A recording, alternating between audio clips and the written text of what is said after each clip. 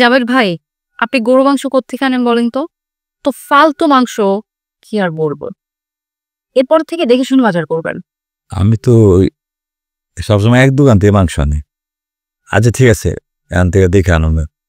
শোন, তুই যে তোর চাচার বাসা সারাদিন পয়রা থাকস, হ্যাঁ কামই করস, এনে যে তোর একটা ফুফু আছে সেটা কি তোর খেয়াল আছে? ফোন না করলে তো আহসুন না। ফোন দিয়েছিলেন কে বুবু? আর কইস না বাবা, আমার রুমের বাথরুমটা আছে না, ওটার ফ্লাশটা কাজ করতেছে না, আমি তো বাথরুমে যাইতে পারতাছি না। তুই যা বাবা, তাড়াতাড়ি যা, একটা মিস্ত্রি লইয়া। কোন কি বুবু, আপনার ফ্লাশ কাম করে না? খাবার দেন দেখতাস।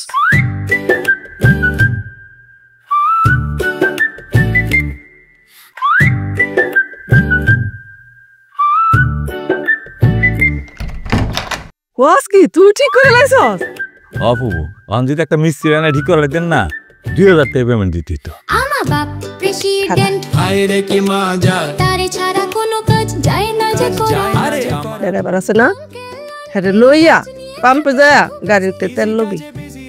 শোন, ড্রাইভারটা চুরি করে, তুই গেলে আর চুরি করতে পারবো না, বুঝছস? যা